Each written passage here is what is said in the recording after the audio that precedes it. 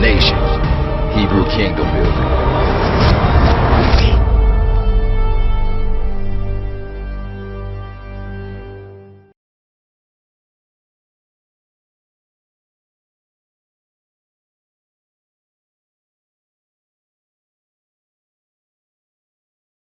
All right, shalom to everybody online here that's with us, and the few we got in the house.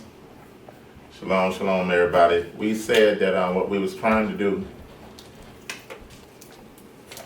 this week during the Feast of Dedications, which started this past Friday. We went over, we just read the story pretty much on the Feast of Dedications. Brought out some things that'll be uploaded tomorrow overall, but I had said that each day of the Feast of Dedication that I was going to go over some foundational things.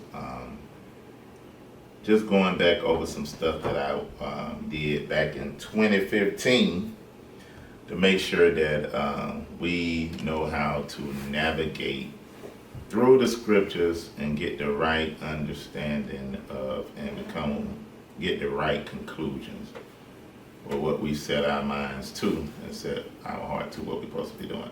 So first, let's talk about something real quick that I think is imperative for us to understand, is how to study the scriptures and come with the best conclusion that we can have. Because a lot of times us waking up to the truth, we dealing with thousands and thousands of years of misinformation. We all are not in the truth, but we are in the lie. So that's what we don't like to really understand.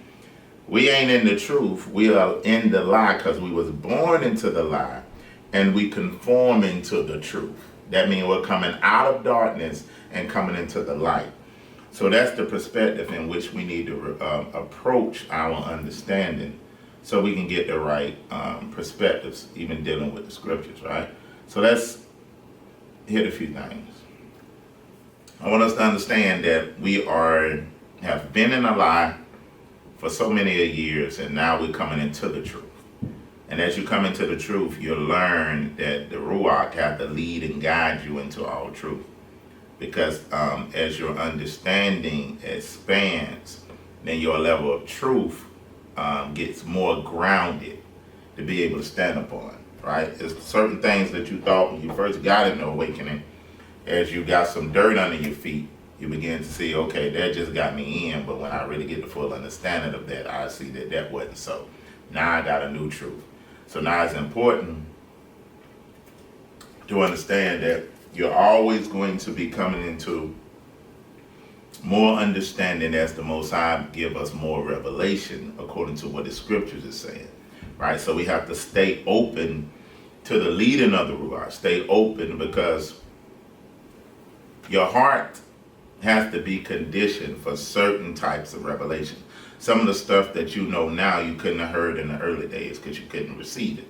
So the Most High had to condition your heart to be able to receive certain revelations and certain understandings. But what I'm gonna first do, give you some analysis to give you a basic understanding on how to study the scripture. If you look back in 2015, 2016, you'll see me saying these same things, and even when we started in Columbia, the Columbia Assembly, when you see that online, you'll see me saying these same things, because it's something that has helped me with it. Now, we have classes where we expand on that to give you even more things to add to it until you study. But these are the basics. But let me say this. The study of any text of scripture divorced from its cultural setting and historical context is insufficient for formulating conclusions in regard to meaning. This is why it's imperative for us to understand our culture, for us to understand our covenant, for us to understand the historical context of what things are speaking of. This is why I have learned that it's more imperative for you to go into the ancient time to understand what is being spoken, who is being spoken to, why is it being spoken, how would not only Israel but the neighboring cultures have understood this. If this is this something that the Most High is stating because of what they're seeing around them, that's making him say things specifically that he don't want them to do, that he do want them to do, before we bring it into our day and try to make conclusions that we stand on that comes our convictions. So it's imperative that we understand, or we get in between the best way we can, the Most High's lips to the ear of the Israelite, or to the ear of the patriarch in the scriptures. I want to get in between that to get the mind of the person of the Most High that's speaking it, and then how the hearer would have learned how to do based off of why he was speaking it. And sometimes that changes. You'll see something in Genesis, then you'll go into things that you'll see during Moses' time. Then it's things that you'll see during Yahushua's time. As the understanding begins to become even more particular and more evolved, and sometimes some things be concerning their situation and their circumstance. But it's my job, before I try to bring it all the way into my day and misunderstand it, because certain things that was spoken then, he didn't have us in mind on specific things, in the sense of something as simple as getting a haircut or not. You can't look at scriptures and think, when the Most High was given certain things that he won't prohibit it, that he had in 2020 somebody that can plug in some clippers and begin to give somebody a lineup and say, that's what I was talking about. When the people of that day would have never understood that, because they had never seen anything like that, for us to come up with that type of conclusion about what he was speaking. What we did, we looked at a scripture, and this is what a lot of the camps do. We look at a scripture and we bring it all the way in our day so we can apply it to our now before we got the understanding. That's why he said, with all your getting, get what? Get an understanding. So you have to go in their time and listen to what the Most High is saying. Listen to how the hearer would have heard it. Now I got to go into the mindset of the people. We looked in Genesis and seen Genesis was talking about something totally different. Genesis chapter 1, something totally different than what we would have knew it was talking about when we read the story. How an Israelite or a person of the ancient Near East would have read Genesis based off what we read. They would have read about a temple. They would have read about an Elohim reigning in the temple. They would have seen priests. All in Genesis 1 based off the understanding of the time. Right? So, this is why that is important, right? Let's keep going. All right. And I'm going to give you a few analysis to understand. And I want you to begin to write this stuff down. Look at this stuff and produce fruit from it. This is not in no particular order, but it's imperative to understand it so you don't misinterpret what the scriptures is saying. Right? One of the analysis that you can do is called a contextual analysis. Contextual. Contextual analysis means, what is the subject matter? What are we talking about? What is the point? What's the context? What's the subject? And sometimes you have to read the whole chapter to understand what's the subject matter. And this is very important when you go to the Brit Hadashah and you start reading our brother Paul. Because if you don't understand what the context of what he was talking about, you'll come up with the wrong conclusions. Sometimes you got to go read Romans, Corinthians, to understand Galatians. You have to go back to the book of Acts to be able to understand what he's saying in Romans 11, what he's saying in Corinthians, what he's saying in Philippians. So a contextual analysis, how do I understand the context?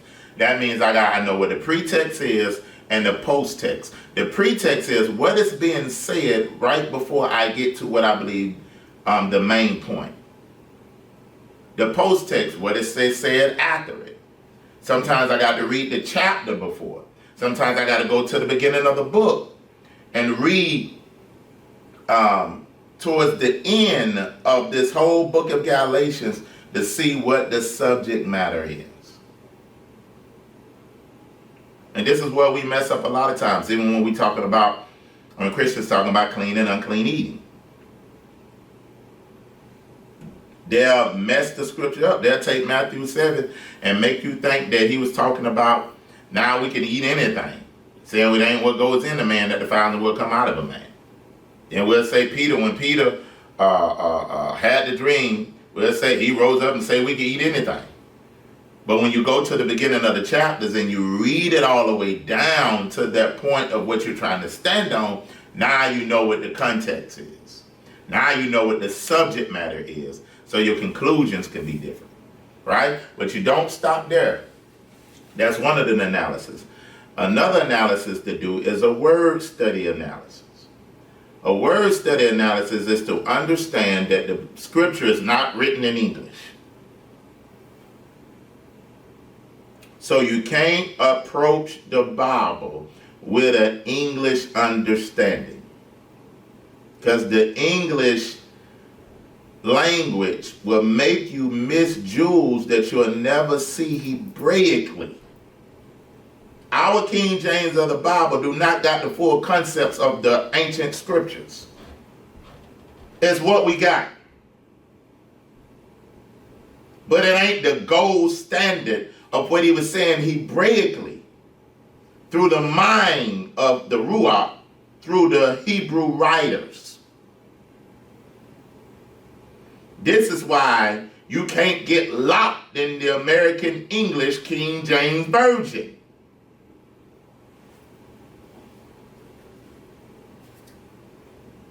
You have to go into the Hebrew. You got to have a good Hebrew dictionary, a lexicon. So I can go and see what the definition of this English word saying in its Hebrew to get the Hebrew thought of it. I'll give you a quick example. When you look at Hebrews 8 and 8, I'm trying to go off the top of my head. Hebrews 8 and 8 that says, I will make a new covenant with the house of Israel and the house of Judah, not according to the covenant I made with your forefathers. Right? When you look that word up in the Greek dictionary, it says new. Right? But then he's quoting from Jeremiah 31. So when I read Jeremiah 31, and then I look that word up when it says I will make a new covenant, and I look it up in the Hebrew, it says renewed. So from a Christian perspective, I'll be thinking that I'm coming into something new. But Hebraically, it was not a new, it's a covenant that has been renewed or repaired or reestablished. That changes the whole concept of it. This is why Yahushua was saying, I don't come to bring you nothing new or a new commandment. I speak what my Father has spoken. Right? So this is why. But let me tell you this. It go deep. Remember, when you go into the Strong Concordance and you get the Hebrew word, if you want to add anything to that, you can add something. And you get the Hebrew word. Remember, that's their best historical of evidence of their study that they didn't got on this Hebrew word, translating it from English to Hebrew and giving you the Hebraic meaning. It doesn't mean that the Strong Concordance is inspired by Yahuwah.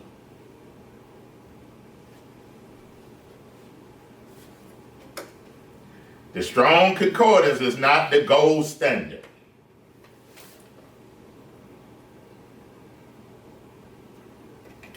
But it helps us further understand what they are saying. And then, not only with the Hebrew lexicon, so that's why I got to get some, and I give you some examples of some other lexicons that you can use for your study. And also, too, they go a little deeper than Strong's. Right? And then I also can go into the paleo understanding of the alphabet as concerning the words. Right? Because every letter, alphabet letter in Hebrew has a pictorial, pictograph understanding, and also a understanding or a picture or understanding of what the alphabet is saying, and what the letters is saying as it relates to the word. With this being said, I can put a word together, take each letter of the word and get its Hebraic, definition of the letter and get what the fullness of the word is saying.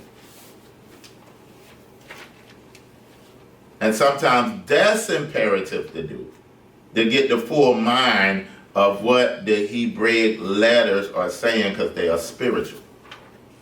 And they will reveal the mind of the king to you. Right? Now, anything you want to add? Now, anything you want to add over there? Now, that's not all. What if I found out what the definition was, but I don't study the culture, or I know the history of the people? Because in the culture, the culture, it's customs, it's Hebrew idioms, it's time and settings. There's certain things I gotta understand why the Most High said certain things when they was in the wilderness, based off the setting. Why he said certain things while they was in Egypt, based off the setting. Why he said certain things when they came into the land, based off the setting. I got to understand time and setting and the mindset of what was going on also in the cultures that surrounded Israel, that gave Israel its prohibitions of what to do and what not to do based off of their surroundings. Certain things were perpetual. Certain things were for the land. Certain things were in captivity. Certain thing was pre-exilic, before captivity. But he had an answer for all things. That wherever Israel found their state in, they knew what they could do. Right? Time and setting. Hebrew idioms. This is what I mean. Hebrew idioms is what the slang, or what we would call today slang. If I say to you that it was raining cats and dogs last night, everybody would understand that means it was raining hard. If I say I'm going to the plantation tomorrow, everybody would understand that means what? Black people would understand. That means we're going to work. But if somebody only studied the Hebrew definition, the English definition of plantation, 20 years from now, then they'll be like, in 2020, that was slavery.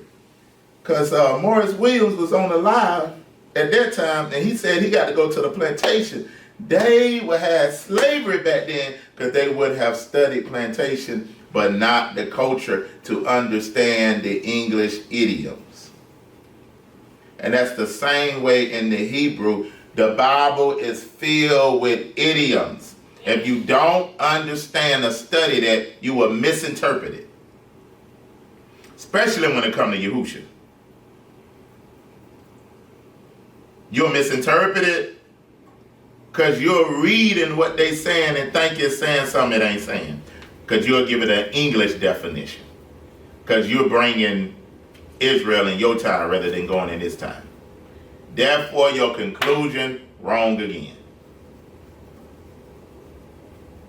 Then you have to study the customs, right? All that is based off the historical and cultural analysis. One of the last things that you can do is consistency analysis. How consistent is this thought from Genesis to Revelation? Was there a change from Genesis to the wilderness to captivity? How consistent is the thought? From the Torah to the Messiah to the Besorah to the epistles. Is it line upon line, precept upon precept, here, and there? Is it building upon itself? If he the Elohim said, I change not.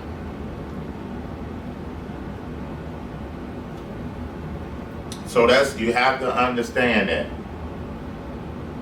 How consistent is this thought? And I'll give you an example. All through the scriptures you see genealogies. You even see genealogies when it talks about the heavens and the earth. And these are the generations, the genealogies of the heavens and the earth when you read in Genesis. All the way through it. He beget. Then you get to the Besorahs. First 2 chapters. Beget. Then you hear Paul say, have God cast away his chosen people? God forbid. Even I am an Israelite of the tribe of Benjamin. And you'll get somebody to say, you ain't supposed to be striving in genealogies. That striving in genealogies causes us to err. Wait a minute. So that means if you're saying genealogies and understanding genealogies is error, you're saying from Genesis through the Torah, through the Tanakh, which is the prophets, the Psalms, that the Besorah, all that is error. That's what you're saying. That everybody that brought up genealogies before that is in error. The problem is you look at what something said and got an English understanding of it, and you didn't do your historical and cultural analysis to see why would Paul be saying that at that time. Where was the setting of his statement? What was going on with genealogies in that area? What gods was connected to genealogies? And what did the people do to connect their genealogies to the gods that profit nothing? What was the pantheon of the god in Ephesus that was known in the area for the Greeks to do? Then you look for the example in Romans 14. All that would disqualify you saying that we're striving in genealogies. Got a whole teaching on that. We'll get on that sometime this week, but I'll give you a full breakdown on how to handle every Christian objection to top ones. All right? So, again, contextual analysis, word study analysis, historical and cultural analysis, and consistency analysis, even dealing with the law of first mention, right? How consistent it is, and progressiveness, right? All right, so let's get out of that. And hopefully y'all got the documentation that we're going to be just looking at today. Let's see here. Let me get to it. Alright. Now you should have the one. I did this way back in the day, so I'm going to have to look and see if some of this stuff still relevant. Alright, so it should be the one that says, proving the descendants of the transatlantic slave trade are the children of Israel according to the scripture. What we looking like on time? 8:17. 8:17. I ain't doing too bad. Okay. I need some help with this one though. Got to go through.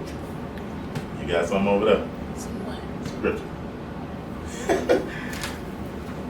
I got mail. Let's do it. I'm gonna read Isaiah. We're gonna go to Isaiah 28, 9 and 10.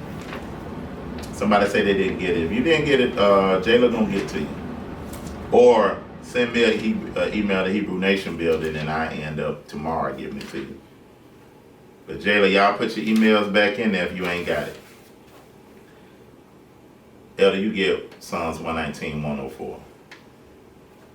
All right, Isaiah, you gonna get some? Yeah, I get one. What I'm talking about? Get Psalms 119 and 130. All right, so now the first category is, well, I just showed you how to study the scripture, but through the scripture, let's see what gives the authority of the scripture. So let's talk about the authority of the scripture real quick, but through the scripture. All right, so we'll go to 128, and this is how we understand it. This is how we learn. Isaiah 28, verses 9 and 10. Isaiah 28, verses 9 and 10. If you don't got get you a pen and paper and write the scriptures down until you can get it. Isaiah 28, verses 9 and 10. My mama called me. She go call again. Oh my goodness. Isaiah 28, verse 9 and 10. Let's read. It says, whom shall he teach knowledge? And whom shall he make to understand Torah? Them that are weaned from the milk and drawn from the breast. Watch this. For precept must be upon precept. Precept upon precept. Now we're going to see in the next scripture what a precept is.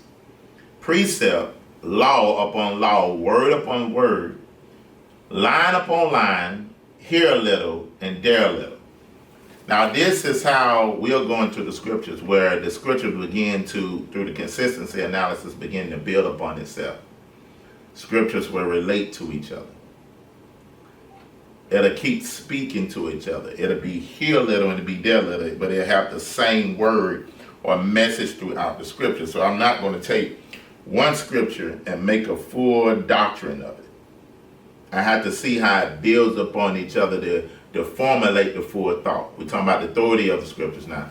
All right, Eddie, you get Psalms 119 and 104. That'll help us see what a precept is. Because some people say, you can't use this scripture. It ain't talking about that. Okay, well, let's just see what a precept is. And see, can it be upon precept? Psalms 119, verse 104. And Kimmy, you get Psalms 119, verse 130. Okay. Psalms 119, 104. Through your precepts I get understanding. Through your what? Precepts I get understanding. So through your precepts, that means it's precept being upon precept, I get my understanding. That means this word is what build my understanding, right? Is that all it says? Therefore I hate every false way. So I learn how to hate every false way, and this keeps me from deception. That's why I said, the scripture says, strong meat for those that are of full age have by reason of use to have their senses exercised to discern what good versus evil. Hide your senses exercised through the meat of the word. This is how you learn how to hate every false way. This is how I learn how to build upon what I believe, right? That's all of that? That's it. All right, what you got, Kim? Psalms 119, verse 130. The entrance of thy words giveth light, it giveth understanding unto the simple. Read that one more time. The entrance of thy words The giveth entrance light. of thy word giveth light. So the entrance, when I begin to study his word and get his word in me, it's gonna give me light, which is gonna give me understanding. Right? And keep reading. It giveth understanding unto the simple. It give understanding to the simple, because all us simple. You ain't smart. We done been deceived for thousands of years. When it comes to the understanding of the scripture, we simple. When we take the understanding, that means we can come at him as a child, and then he can build us up. Right? We seeing that. That was it on that? All right, we're going to get 2 Peter chapter 1, verse 19. And Elder, you get Hosea 4 and 6. We're all talking about the authority of how we learn and understand scriptures to be able to prove through the scriptures who we are. Now, well, let me say this. 2 Peter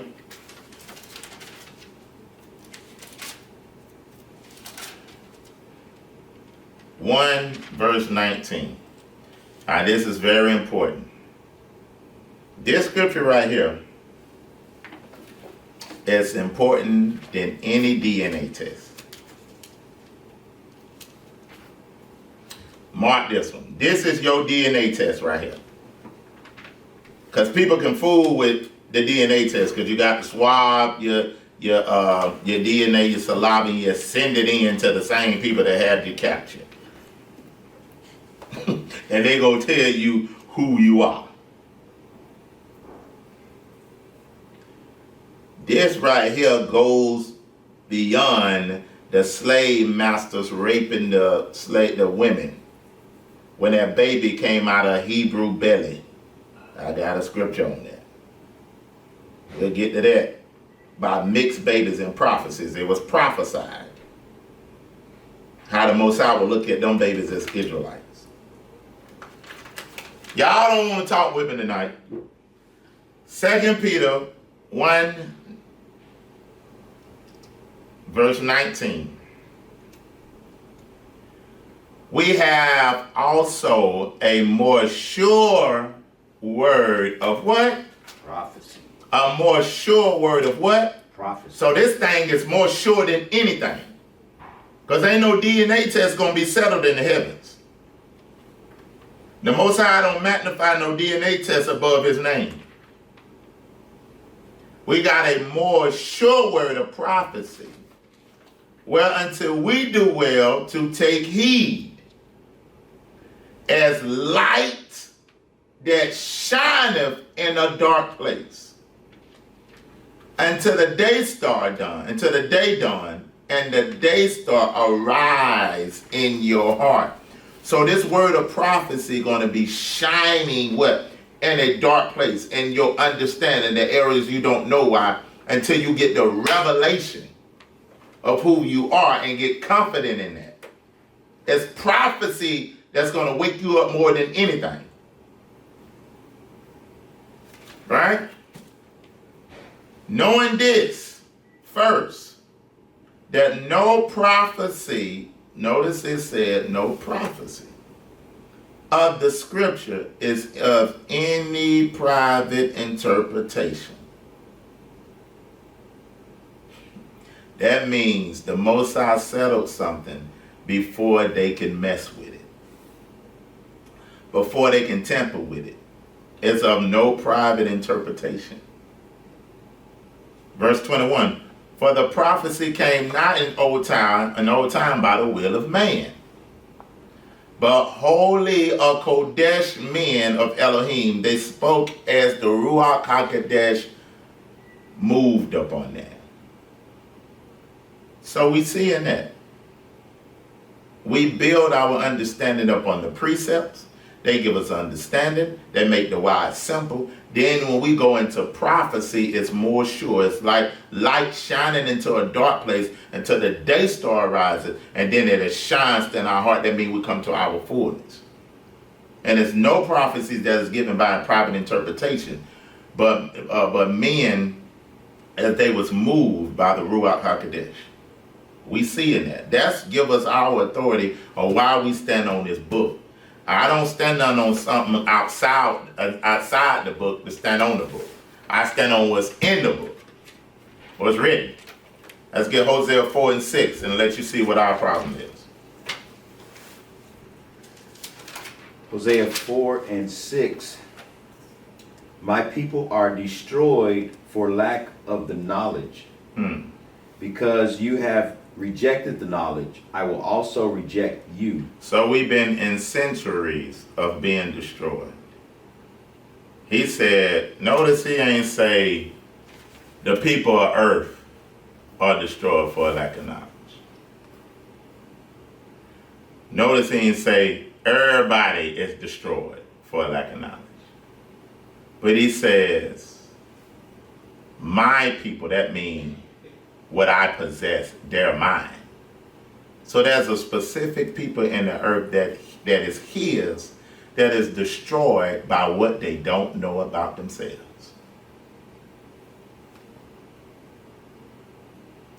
There's a people on the earth walking around destroyed, not because it has a ton, but because of lack of knowledge of who they are to him. He said, and these are mine. There's a lot of other things destroying other people, but the dang things that are destroying my people is lack of knowledge. We seeing that?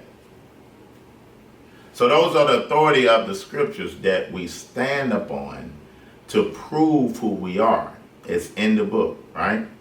Now, a lot of these things are going to be categorized, right, to help you see how you can prove who you are in the book. Now let me first say this.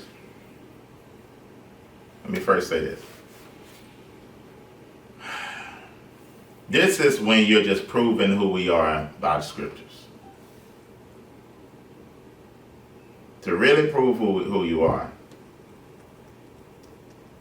of course we use the scripture, because the people of the book leave context of who their children are. Then also we use customs and culture. You have to understand customs and culture are different ancient tribes to see what tribes follow the same customs and culture of the Bible that is still in the earth now, that never lost their identity. Then you have to understand migration patterns, where certain people migrated and what they went to and what they carried with them. Where were they at before? Whether they scatter after 70 AD. What customs and culture is different than the natives of that land that identifies with Israel? What were their migrations? Not just migrations, but you got to study also where persecution sent some people and what was said by that. Then you have to study what the explorers wrote about certain people that they deemed was Israel and called lost tribes, and what the explorers said about who they found and their customs and their culture that relates to the scripture. Then the oppressors, because the oppressors documented who they oppressed, why they oppressed them, and how they was able to overcome them.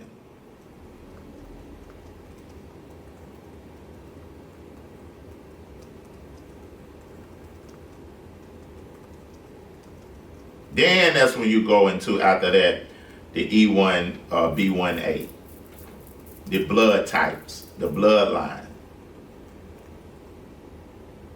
All these things help you prove who a people are in the earth, and you can't be lazy in that. All right? Okay, so let's move. Let's go to the confirmation of the covenant, right? Let's go to Deuteronomy 28, verse 1. Elder, you get Deuteronomy 28. Well, I get it. I get Deuteronomy 28, verse 1. Kimmy, you get Deuteronomy 28, verse 15. And Elder, you get Deuteronomy 29, verse 10 through 15. All right, so we're going to Old Faithful. Old Faithful is Deuteronomy 28. That's your Hebrew starter kit. Everybody should know Deuteronomy 28. Everybody. All right, let's read this. And it says, because and I'm going to get into covenants this week to help you understand what covenants are. The mindset of covenants, all that. But I just want to hit you with this first. We're just going to go through scripture. Deuteronomy 28, verse 1. And it shall come to pass, if thou shalt hearken diligently unto the voice of Yahuwah thy Elohim, to observe to do all of his commandments, which I have commanded you this day, that Yahuwah your Elohim will set thee on high above all the nations of the earth. And all these blessings shall come upon you and overtake you, if thou hearken unto the voice of the Lord thy God, Yahuwah. And it says, blessed shall thou be in the city, blessed thou shalt be in the field. Blessed shall be the fruit of thy body, the fruit of the ground, the fruit of the cattle, of thy kinds, and the flocks of thy sheep. Blessed shall thy basket be in thy what? Thou what? Store. Thou what? Let me put a pause right there. Thou what? Store. Thy store. So even in the blessing, they had a storehouse. The storehouse ain't just for when lean times come. It's being prepared for all situations. And he said, I'm going to bless your storehouse. They weren't going around and say, Yahuwah going to take care of me anyway. Even in the blessing, he talking about the storehouse. Right? Now, let's go to Deuteronomy 28 and 15. Now, he's setting before them. He's trying to bring them into a covenant. He's talking to them and giving them the requirements of the covenant. Because the Most High do not build relationship with anybody he don't have a covenant with yet. Everybody that he has a relationship with, he cut a covenant with them first, that he can have relationship or the ability to be able to build with them. And the laws is what bind the relationship together. That's how you experience the love of the Most High, is through covenant. He won't give his love to you if you ain't in covenant with him. Outside of covenant, you just a creation. But in covenant, you're no longer a servant, but you're a friend and you're a son. And then when Israel became a wife. That means that covenant made Yahuwah responsible for us. But he was giving his ketubah to her first. Letting them know, this is what I'm required to do. This is the blessings of it. This is how I'm going to take care of you. We'll get into that later on in the week. All right, now go to Deuteronomy 28 and verse 15. If you mess up, this is what's going to happen. Who got it?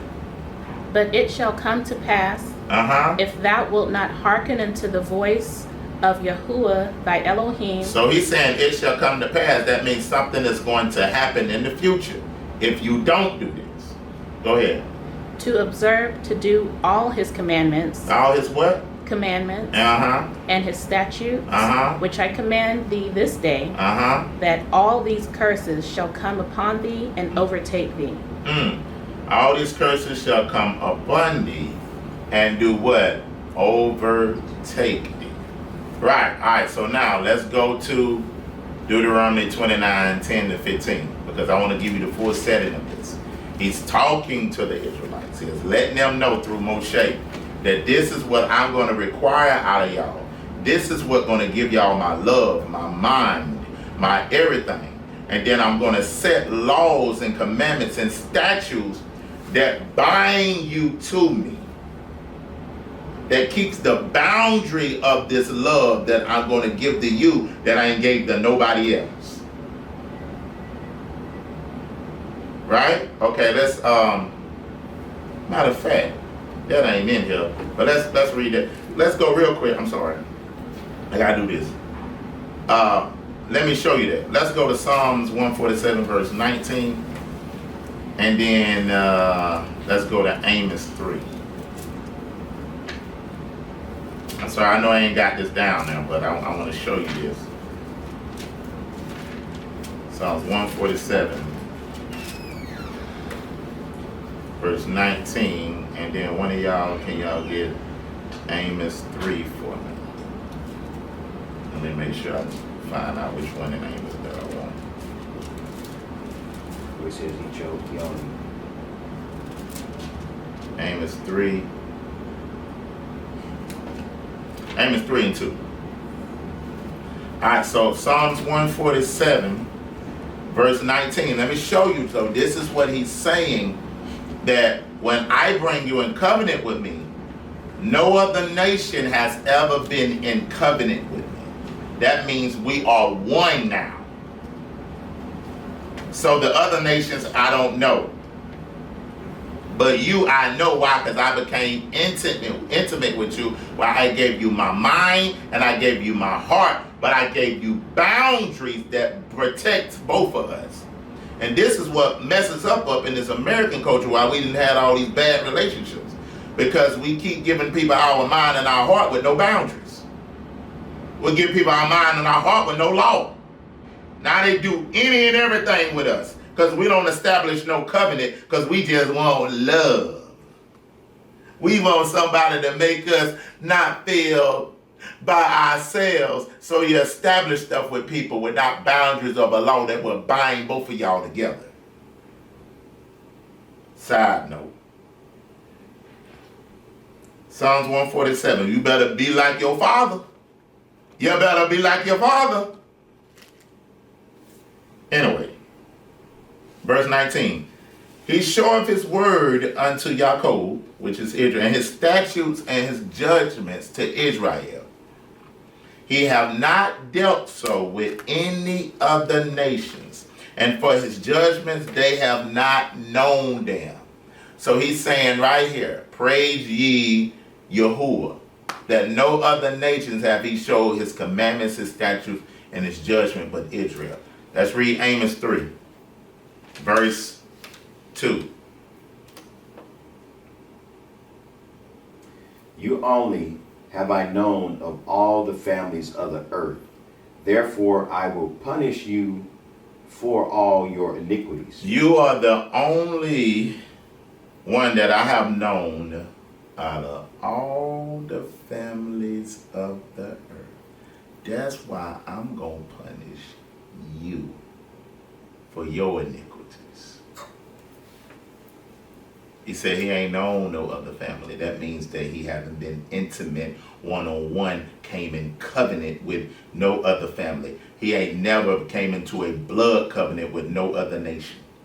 You are the only one in his house, in his sheepfold.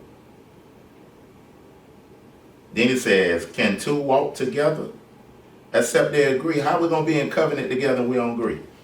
We made that about brother and brother. You was talking about himself in Israel.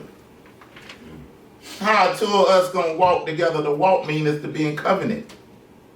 That means we took the walk unto death to become one, and we be not agreed? How is that possible? All right, now let's go back to where we at. Deuteronomy 29, 10 through 15. Now, again, he's setting up the blessings. He's setting up the curses. Right? I show you how at this point they were between the parts. They had the animals split in half, and they declaring, the Most High declaring his terms of the covenant to Israel, right? We'll get into different types of covenant and what that means. When man make covenant with man, when a greater kingdom make covenant with a lesser kingdom, with Elohim make covenant with a people. We'll go through all that this week. All right? Now, this is what you got to get, because this identifies you. This lets you know that how this thing can come all the way down to your blood, right? Because we've seen that he said, if you follow these statutes and commandments, these laws that binds us together, he said, I'm going to put the blessing upon you. But if you don't, then I'm going to put all these curses upon you, right? That means you have shattered this covenant. You have broke it. Now the consequences come, right? But let's see if he just makes a covenant with a person or people, or do he make a covenant with everybody in their lineage? This going to give you your lineage answers.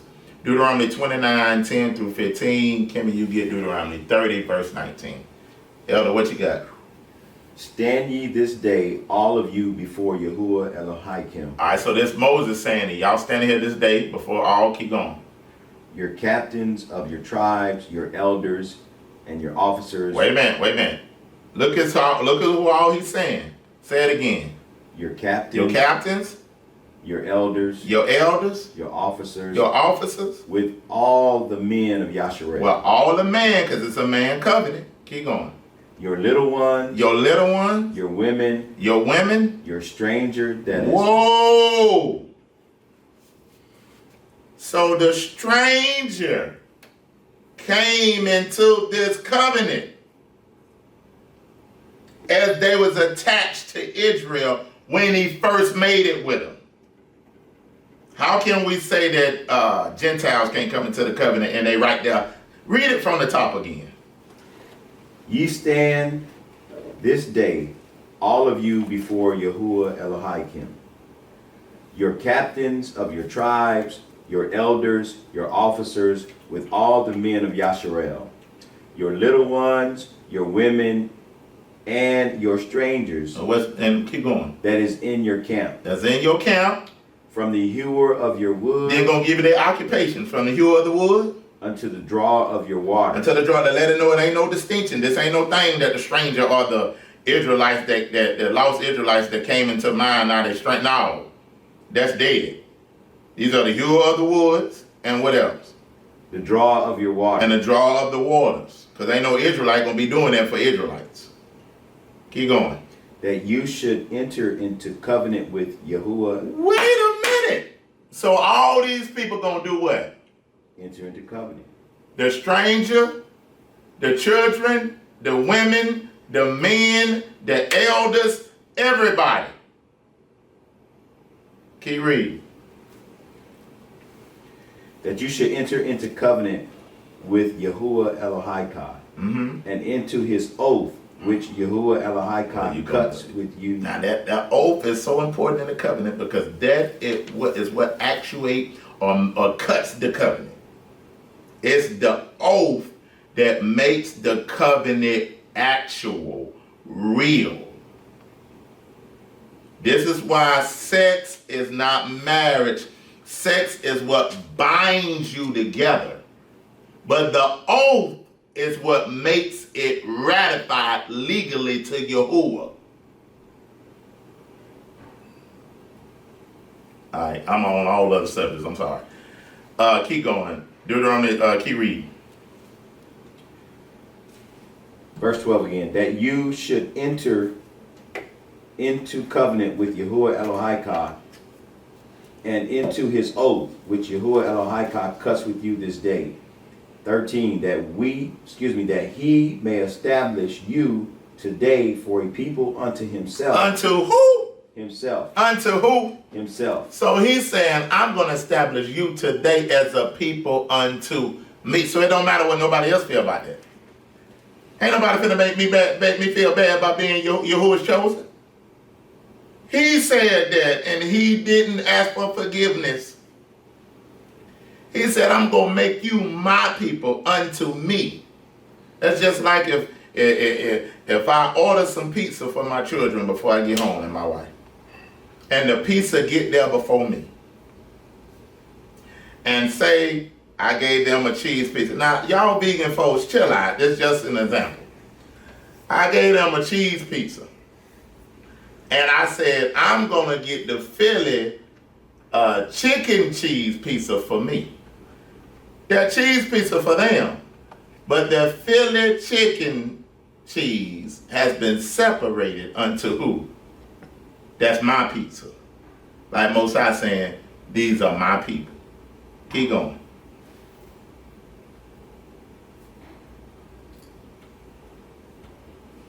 Verse 13. That he may establish you today for a people unto himself, and that he may be unto you Elohim, as he has said unto you, and as he has sworn unto your fathers, to Abraham, to Yitzhak, and to Yaakov. So he did that by oath. He done sworn to all our forefathers that we his people. Why are we scared to say we chosen? We his. When he swore it by oath. And we made somebody not want us to say it because mama gonna get mad at me. Brother ain't gonna understand because the Most High say, I chose all people. That ain't what the book say. He loved everybody. That ain't what the book say he came in covenant with. Keep reading. Verse 14. Now pay attention. This is where you want to get your highlighters and highlight this. 14 and 15. Read this. This is identify you. You remember everybody else came into this covenant, but somebody else is there. Somebody else is there being spoken for that ain't actually there. Read it. 14. Neither with you only do I cut this covenant. So now he said, wait. They're the only ones out there. When he's saying this to them. Then he looks at all of them that is there and said, neither do with you only do I make it. But read. And this oath. Verse 15. But with him that stands here with us this day. The ones that are standing here with us this day and what?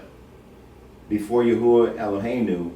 And also with him that is not here with us. What do you mean this him day. that is not here? Somebody late. Somebody still in Egypt. Galloping on a horse. They late to the meeting. When you look that up, and other translations show you, when it says him that is not him, it says future Israelites. That means everybody that was inside of the Israelites made that covenant too. So they'll get the blessings or they'll get the curses. And that's how it's set up. When Adam fell and sinned, everybody inside of Adam was affected by his consequences, by him breaking that covenant. When Noah came to his fullness after the 40 days, the 40 nights after the rain, the Most High made a covenant with him, and he told the earth with everybody inside of Noah saying that I will never flood the earth again. That promise wasn't just to Noah and his children, it was to everybody inside of, because when he made a covenant, he don't make it with just man, he make it with a lineage of people. And he binds himself to it. And we're going to show you that. All right, let's go real quick. Let's move a little faster. Let's go Deuteronomy 30, verse 19. What you got, Kim? I call To get Exodus 24, 3 through 8. I call heaven and earth to record this day. You need to against study that. We got a teaching on calling heaven and earth. You got to know what that is from an ancient perspective. That's a serious thing. I call it heaven and earth. to record this day against you. This is why. All right, let me shut up. All right, to record this day against you. That I have set before you life and death. I done set before you life and death. Watch this. Blessing and cursing. Blessings and cursings. Watch it. Therefore, choose life, that both thou and thy seed may live. Choose life that thou and thy seed. What is thy seed? Children. Because they coming into this covenant with you. This is why. If I can raise up every last one of our ancestors that was in Jerusalem that day, when they told Potiphar, Pilate, to give us Barabbas. And Pilate said he washed his hands with it. And this is what our crazy behind ancestors say. They said, let his blood be on us. They should have stopped right there. But they said, and our children. And then we got hit with the curse of innocent blood. You need to study that in the Bible. This is why we had all these things happen to us for these 400 years of oppression. Exodus 24, verse 3 through 8. What we got?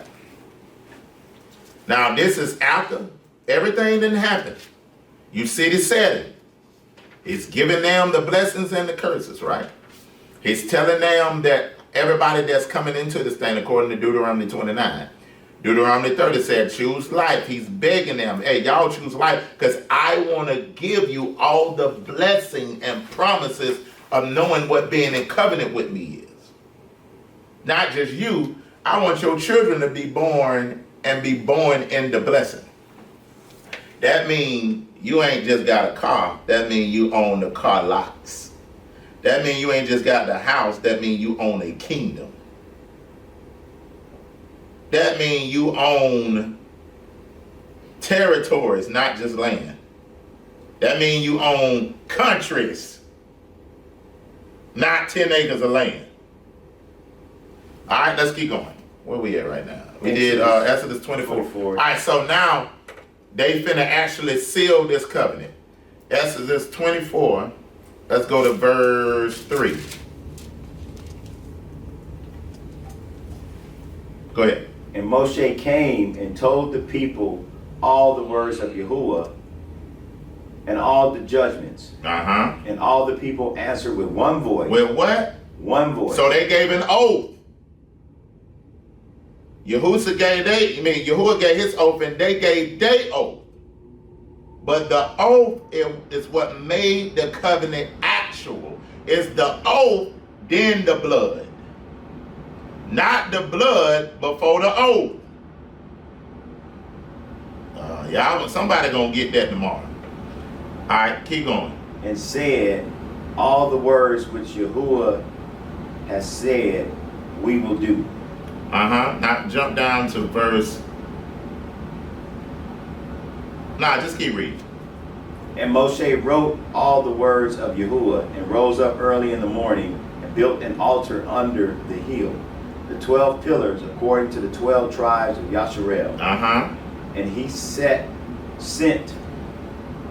young men of the children of Yasharel, which offered burnt offerings and sacrificed peace offerings of oxen unto Yahuwah. And Moshe took half of the blood. He took half of the blood. Now he finna seal it because he's making a blood covenant. It's finna be a binding agreement. Not only is he binding with those Israelites, not only is he binding himself to the strangers that are with him, he's binding himself to all of us that were in them, within their bloodline. We can even see this with Abraham. When Abraham met Melchizedek, it says that Levi got credit for paying tithes to Abraham, the Melchizedek, while he was in the loins of his father Abraham. Right? Let's keep reading. Verse 6, and Moshe took half the blood and put it in basins, and half the blood he sprinkled on the altar. Verse 7, and he took the sefer of the covenant and read in the audience the people, and they said. Then that was the ketubah. He had to read everything aloud. The Most High don't just bring you in no covenant unaware. That's what witches do. But he makes sure you fully understand what you're getting into. This is why a sinner's prayer ain't gonna work. You got a broken covenant with blood on your hands, and you think you can just come and say a sinner prayer and that'll put you back in covenant with Yahuwah. If you got kicked out by blood, you got to come back by blood. And you got to repair the oath that was broken. We might talk about that tomorrow. All right, keep going. And they said, all that Yahuwah has said we will do, and be obedient. And Moshe took the blood and sprinkled it on the people. And He's sprinkling it on who? The people. Now y'all would have ran away from that thing. What kind of hoodoo stuff going on out here in this wilderness? Oh, don't put that blood on me, Moses. Moses took the blood and sprinkled it on the who? On the people. And said what? And said, behold the blood of the covenant, which Yahuwah has cut with you concerning all these words. Concerning what? All these words. Now the covenant is sealed. And ain't no getting out. The only way you get out now is through death. So we see in that, right? Now, we got to look at, okay, they came into covenant. But we got to look at what happened. Did they stay in right covenant, or did they break the covenant? Because if we're going to find out, this is what I had to do, what I was thinking about then. If I'm going to find out who the Most High chosen people are today, and I got the Jewish people versus the quote-unquote black people, The Jewish people look like they under the blessing. They own everything. They got their own state. Seem like they rich. They control all the stuff in wickedness and evilness. Then the black people, as a nation, they look like they are cursed. So in my mind, I said, I got to see that they hold up their end. Because he told them what was going to happen. Let's see. Let's go to Daniel 9 through 14. Daniel chapter 9 through 14. Let's get there.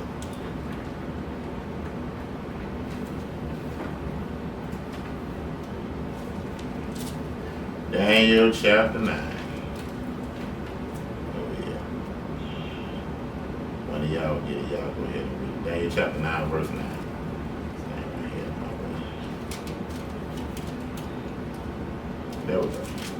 Alright, Daniel chapter 9, verse 9, and it reads, Elder, you get Isaiah 42, 23 through 25.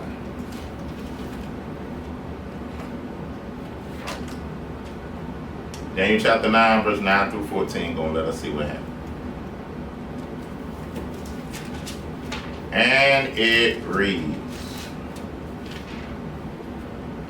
to Yahuwah our Elohim belong mercies and forgiveness, though we have rebelled against it. Uh-oh, I'm getting a clue.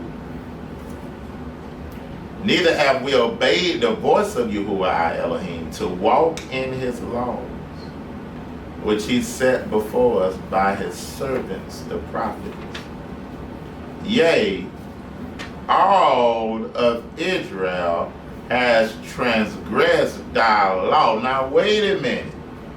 So this is telling me all of Israel has transgressed thy law. Now I'm getting the understanding where I got to find out what happened to these people, because what the book told me in Deuteronomy 28, that these curses shall be upon them. But now I'm starting to see that Israel ain't under the blessing, so somebody lying. Neither have we obeyed the voice of Yahuwah to walk in his laws, which he set before us, his servants, the prophets. Yea, all of Israel have transgressed thy law, even by departing that thou may not obey his voice, when he told us to diligently hearken. Therefore, the curse is poured upon us, not the blessing. And the oath that is written in the law of Moses, that the servant of God, because we have sinned against him. And he have confirmed his words, which we spoke against us, when you go back, and against our judges that judge us, by bringing upon us a great evil. Now I got to go in Deuteronomy and go to the scriptures and find out what this great evil was and see if it's still happening today. For under the whole heaven have been done what has been done upon Jerusalem. And when it's talking about Jerusalem there, it's not just talking about a place. Jerusalem is also known as a people. So it's saying under the whole earth, nothing has been done like what has been done upon Jerusalem. No atrocities have happened what been happening among us. Then that's when you have to begin to look and see what happened according to the book that relates to the people all the way up until this day. All right? Let's get Isaiah 42, 23 through 25. Isaiah 42, 23. Who among you will give ear to this, or will hearken and hear from the time to come? You gave Yaakov for a spoil. You gave Yaakov for a what? Spoil. And Yasharel to the robbers. So Yaakov was given for a spoil. That means all his goods, everything was taken to him. Like you take the spoils of war, all his goodness, his riches, his understanding, all those things was taken from him. And what else?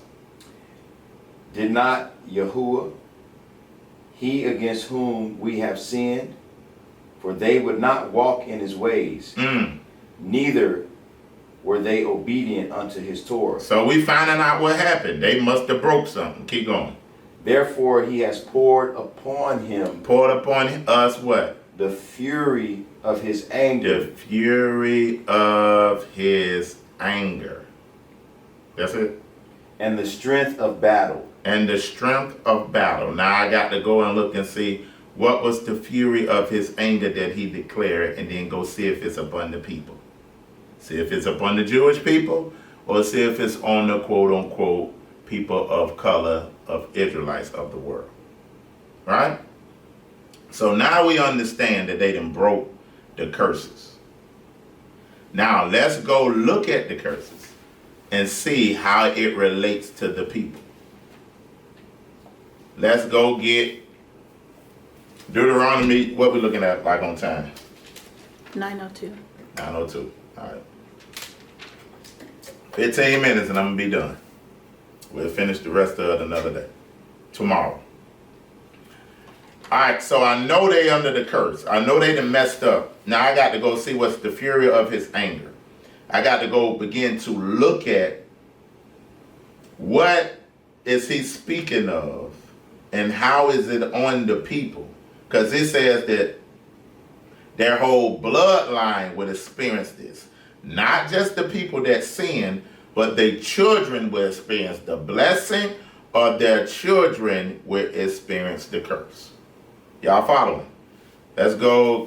Can we get Deuteronomy 28:45 through 46?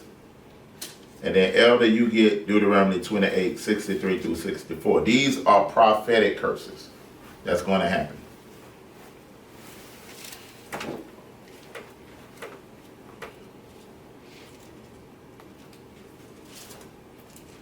Yeah, when you got it, go ahead. Deuteronomy 28, and y'all need to mark this one. Y'all need to mark this one. Moreover, all these curses shall come upon thee, and shall pursue thee and overtake thee. Wait, stop. Notice this. That's 3 categories. That's 3 categories. All of these curses shall come upon thee. That means while you're in the land, the curses that are predicated to the land shall come upon you. Right? And then what's the next thing? And shall pursue thee. Not only when you leave, as some of y'all escape the land, then these curses, wherever you migrate to, wherever you go, when you start walking in idolatry, they're going to pursue you. They'll find you. If you're in the north, they coming. If you're in the south, they coming. If you're on the east of the hemisphere, they coming. You're on the west because they got a marker within your DNA because you got an oath within you. So even when you scatter from the land, when you run from persecution, they coming to follow you. And they'll never miss their Israelite man because you're the only one under this oath. And when they pursue you, what they going to do? And overtake thee. That means they're going to arrest you. Wherever you at. If you in America, they're going to overtake you. If you in Australia, they're going to overtake you. If you in Africa, they're going to overtake you. If you in Canada, they're going to overtake you. If you in Asia, they're going to overtake you. Ain't it amazing that everywhere we at, we having the same problem? Globally, wherever the Israelites are, we having the same problems to a certain degree.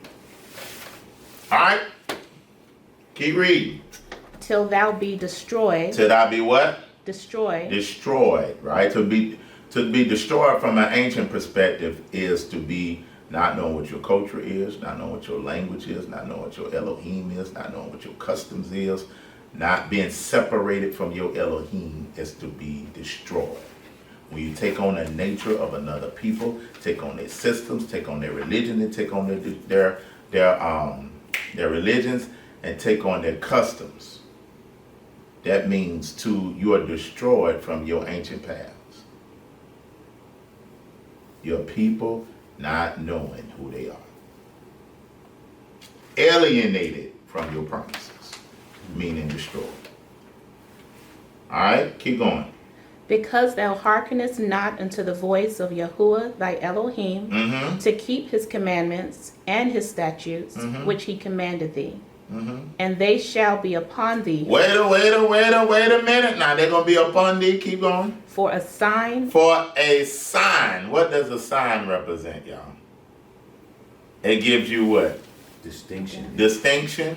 Identify. Identify. You know when you see that stop sign to stop, it identifies. Or it's like a banner.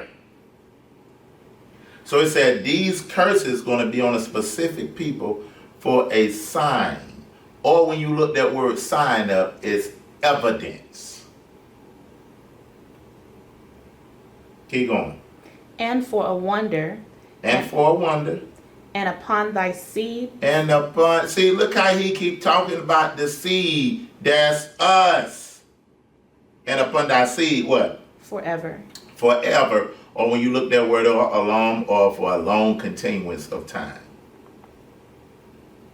Are we seeing that? All right, let's get Deuteronomy 28:63 through 64. 63.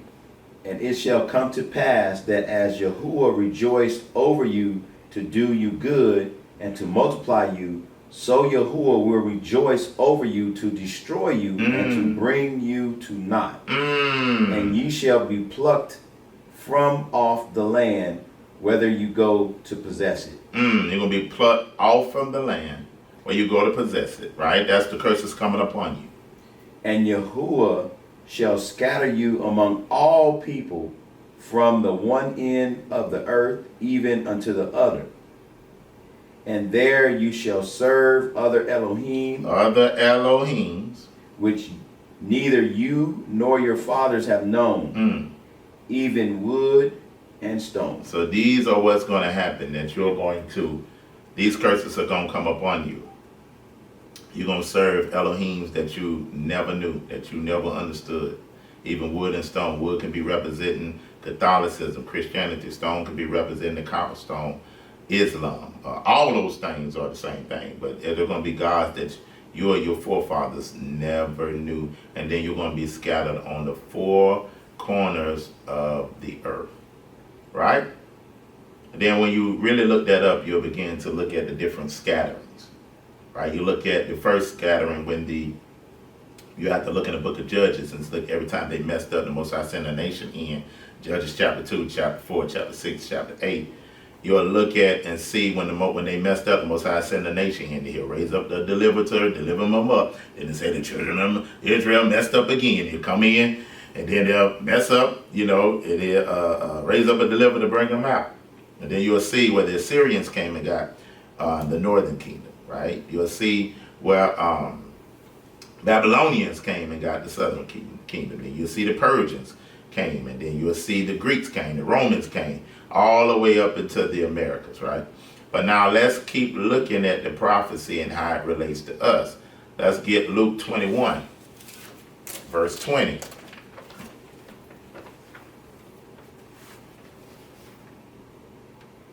Luke 21, verse 20. And Kimmy, you get Deuteronomy 28 and 68. These are all scattering curses. Elder, you get Deuteronomy 28, verse 49. I'll go with Luke 21, verse 20.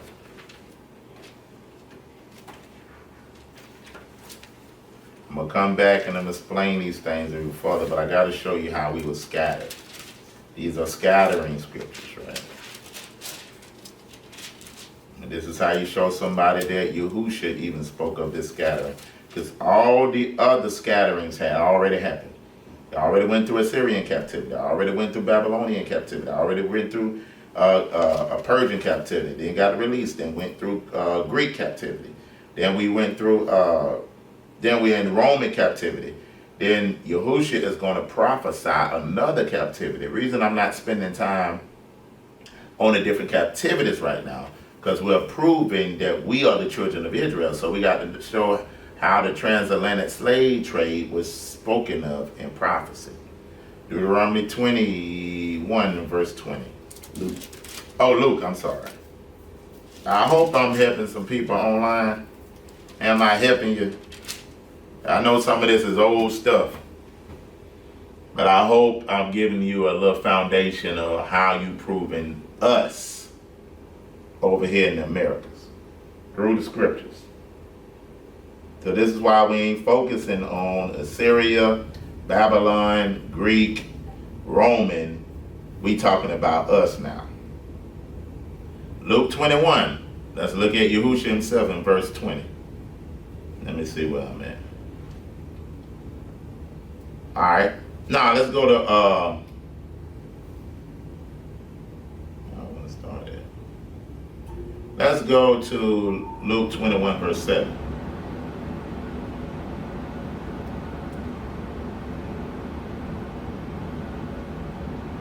Let's go to Luke 21 verse 5. And some spake of the temple how it was adorned with goodly stones and gift, and he said, as for these things which you behold these days, this is Yahushua talking, the day will come in which there shall not be left one stone upon another that shall not be thrown down. And they said unto him, Master, but when shall these things be? That means, when is the destruction of the temple? What sign would there be when these things shall come? And he said, take heed that you be not deceived. So many shall come in my name, saying that I am salvation. Now, let's go down to verse 20.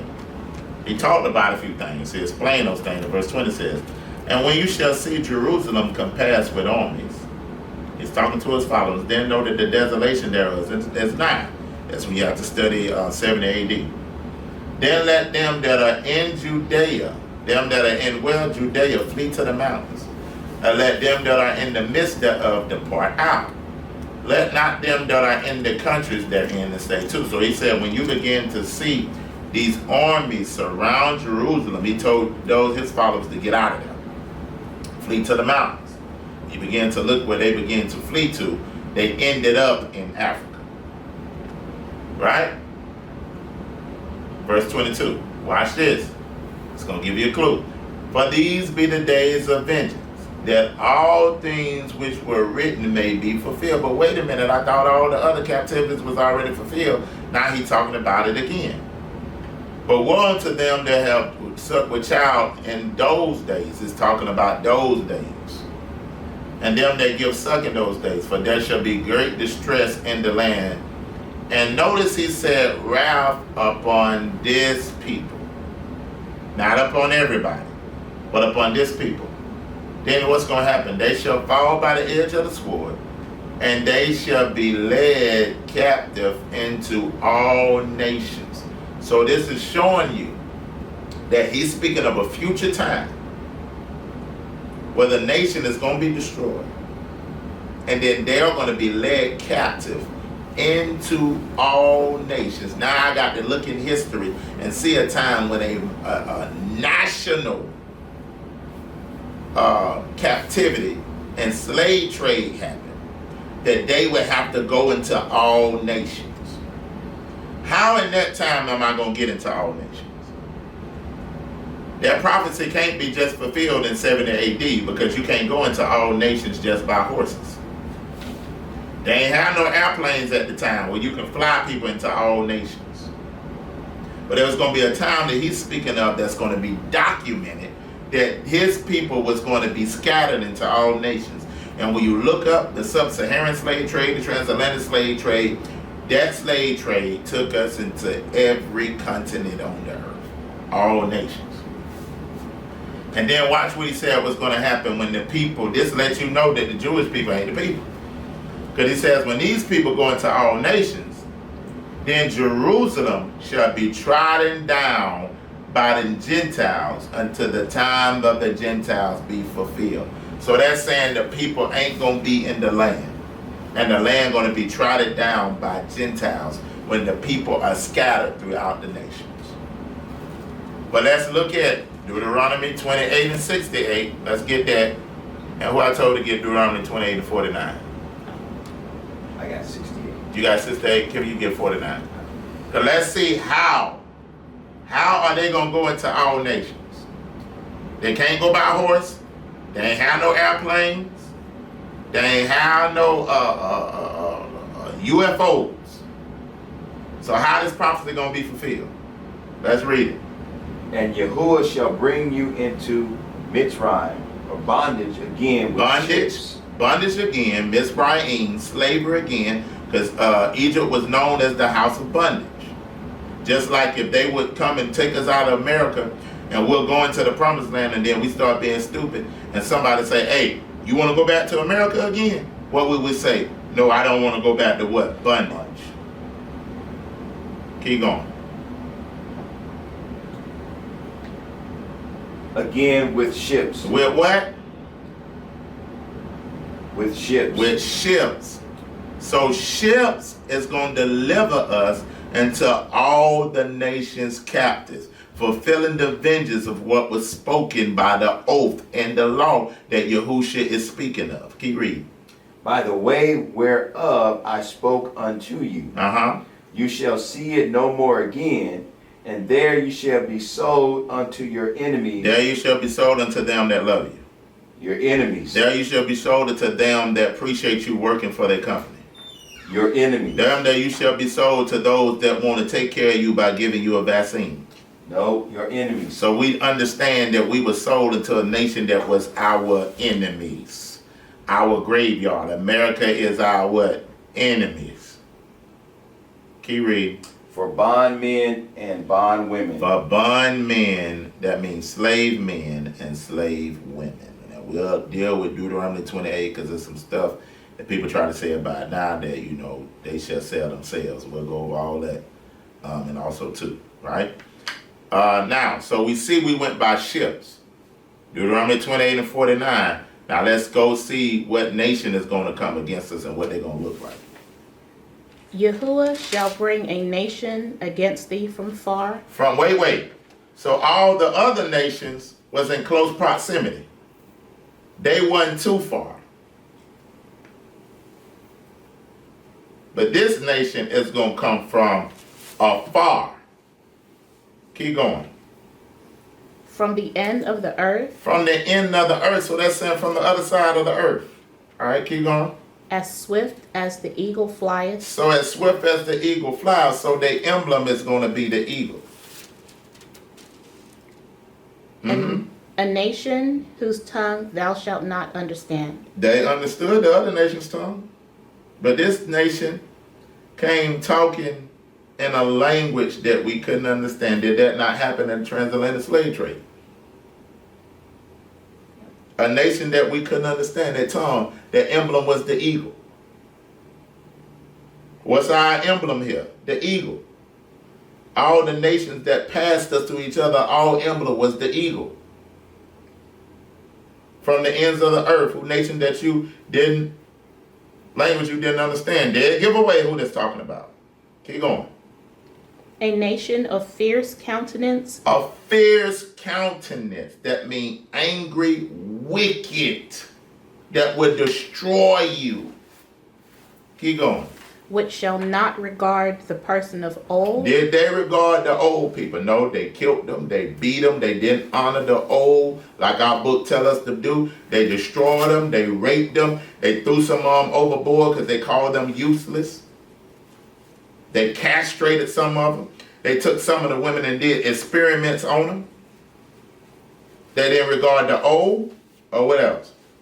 Nor show favor to the young. Nor show favor to the young. They hung the children. They fed the children as alligator bait. They did experiments where they would bust the children's head open to do experiment projects on them. They sold a boy for wine. They made young girls prostitutes. They made young men homosexuals. They came in and did all kind of wicked things to the children. Show no regard. Keep reading. And he shall eat the fruit of thy cattle and the fruit of thy land. That's good. We ain't got into those curses yet. All right, so now we seeing that Yahushua said that we're going to be scattered on the four corners.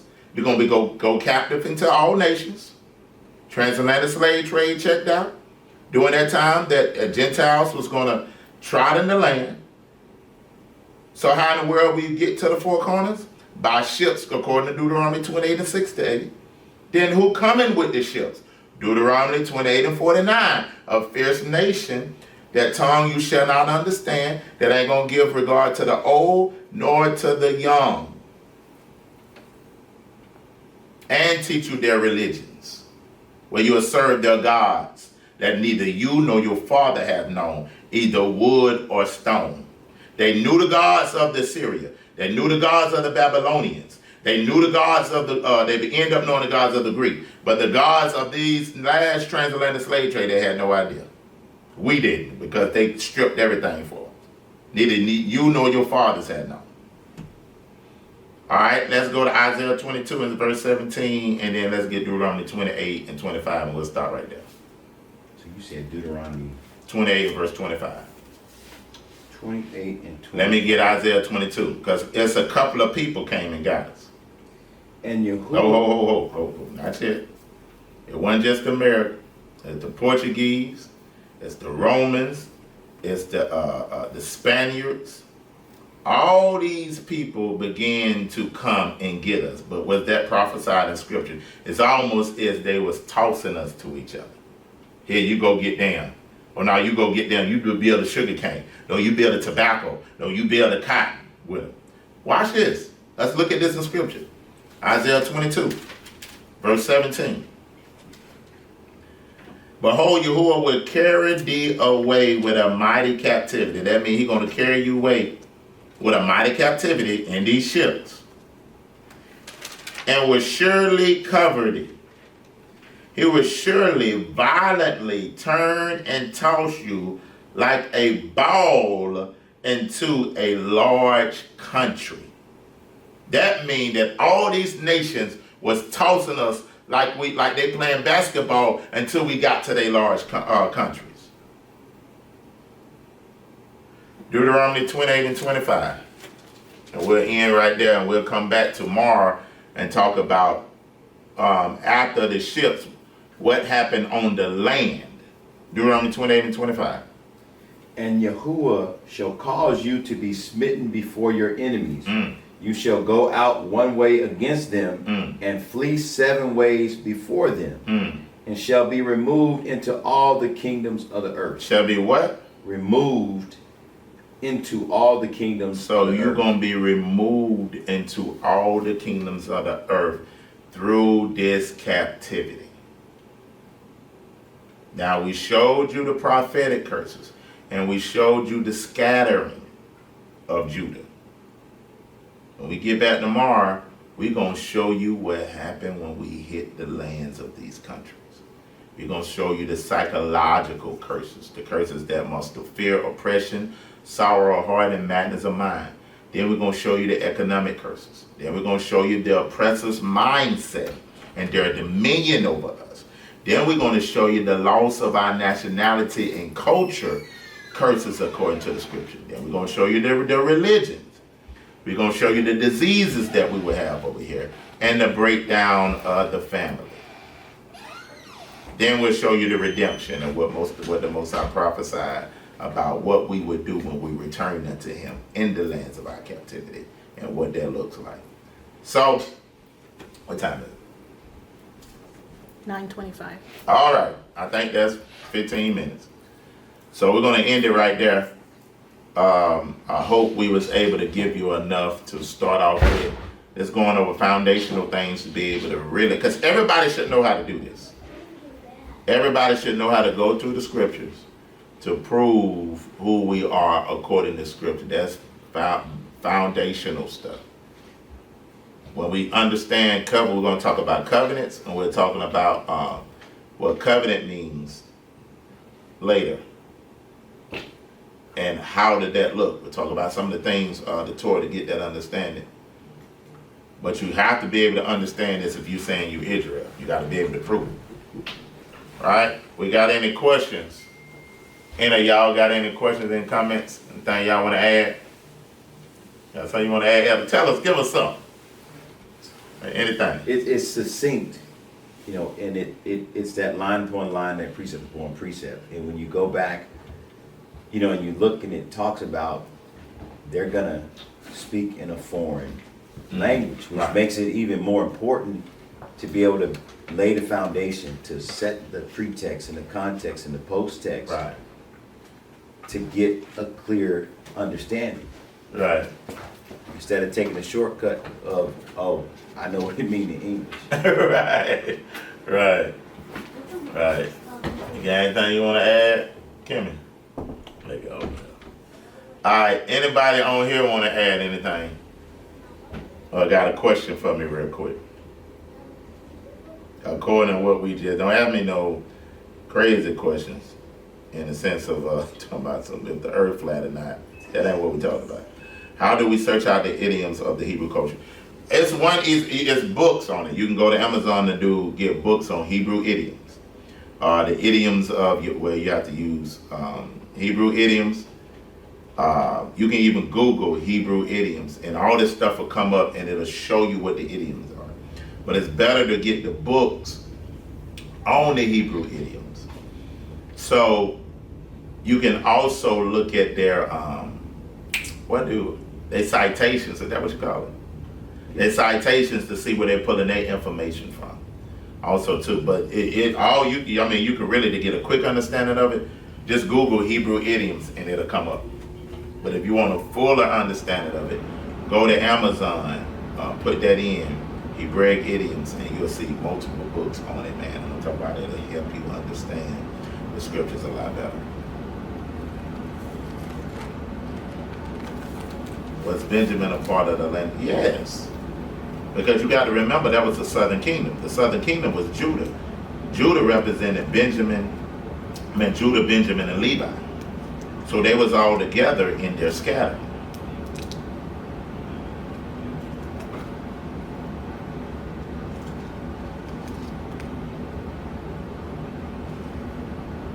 But they was part of the southern kingdom when the Most High split the northern and the southern kingdom. Remember, the northern kingdom was already scattered by Assyria.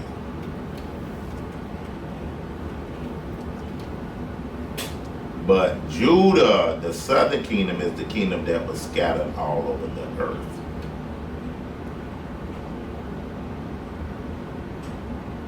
All right, well that looked like all the questions.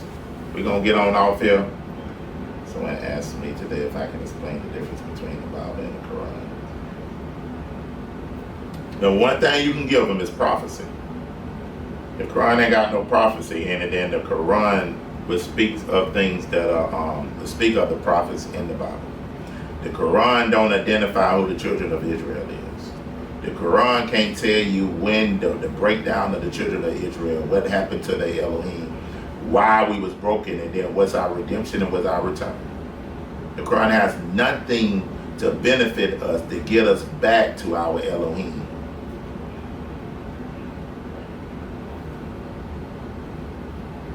Said, where was our land if we escaped to Africa? I'm sorry, that was a wrong statement. We was already in Africa, because Israel is Northeast Africa.